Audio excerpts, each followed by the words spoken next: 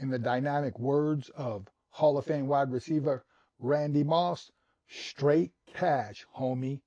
Now it's legal. Name, image, and likeness has attacked college sports, and fools are getting paid.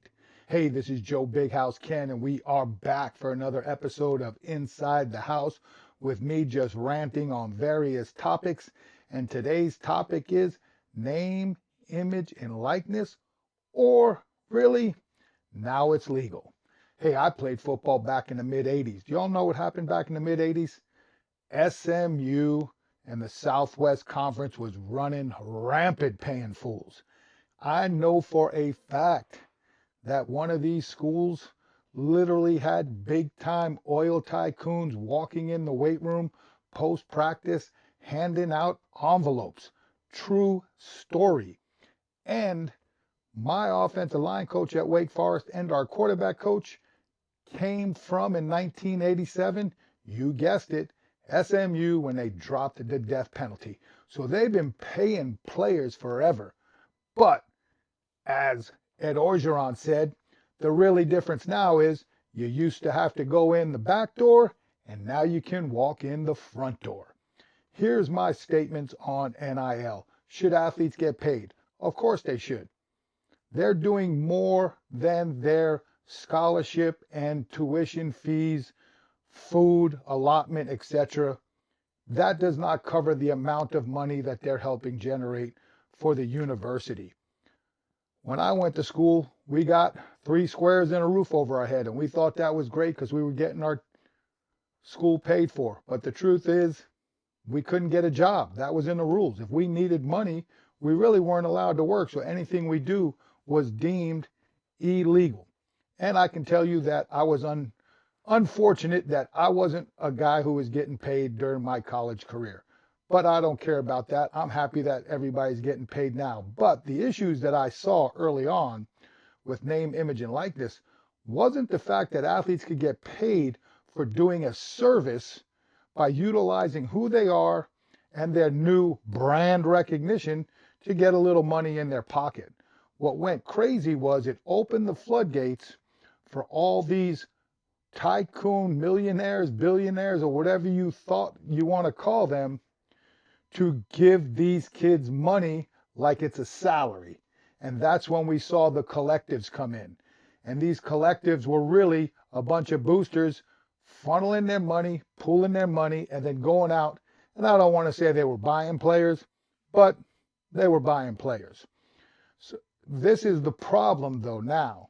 Now the NCAA has finally woke up and said, yeah, we need to give these guys money. And it's not just football. I'm relaying it to football because that's my sport of choice.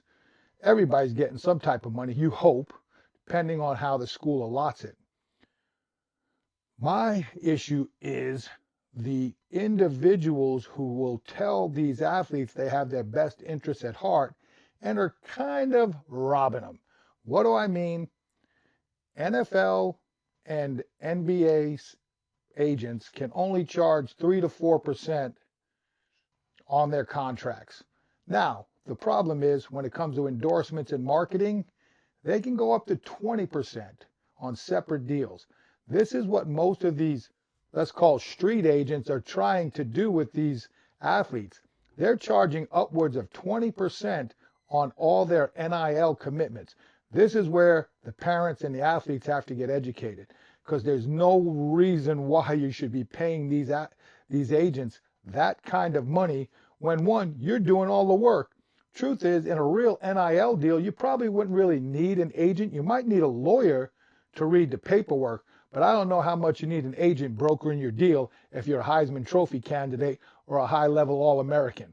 So be aware, athletes, be aware. Don't let these people take your money.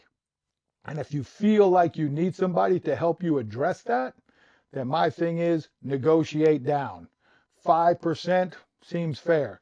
10, if you get a big deal, I can understand that. But do not allow these people to manipulate you thinking that you need them. Remember, you're paying them. They need you. No matter how much they think they can get you the next deal. And do not ever listen to them when it comes to the transfer portal. You got to decide that for yourself. if making a move is better for your long-term future as an athlete, not your short-term. Yeah, you might get 2 or 3 million going to another school, but the truth is, if your career is over because you went to that other school and it wasn't the best place for you to perform and to do the best you can be to move to the next level, then you're at a disadvantage. That's crucial. But here's the thing too, from a coaching standpoint. When I coached college, I always knew I was the highest paid person in the room, so that gave me a little bit of clout. I was at a conference and a high-level Big Four, Power Four strength coach was presenting, and he's in one of the top 5 schools for NIL, collective initiatives, or whatever you want to call it, money. And he said he is now coaching up to 20 to 30 millionaires in his weight room. Now, granted, these strength coaches now are making almost up into the millions. Some are, but still, you're still not the most highest paid person in the room anymore. And that can cause conflict with coaches, especially the weight room, because you don't really control playing time. And that is crucial. But if you can prove to them that you have value in helping them get to the league, I'm sure that you'll get their respect, because these kids think they automatically should get respect without doing anything for it. But they want us to be someone that gives it right to them, but then they don't want to return it if we're doing our jobs. But NIL is here to stay. I'm all about people getting paid, but I'm not about these athletes getting robbed. So if you're an athlete and you're listening to this, or you're a coach and you're listening to this, relay this to your athletes. Be smart with the people you surround yourself, no matter how much they say they're in their best interest. If someone says that I have your best interest at heart and then ask for 20%, I don't think they have your best interest at heart. I'm not saying they shouldn't be paid if they're doing something for you. But if you're one of these high-level athletes, regardless of sport, I don't know how much you need an agent, because they'll be coming to you to cut deals. And the NIL deals, to me, are way more important than these collective salaries, because the NIL deals, if you hit and go to the league, could be long-term residual money. And you could be like some of these athletes talk about today, where they never spent any dollars off their professional sports contracts. They lived off their endorsements. So that's my take on now it's legal. Name, image, and likeness.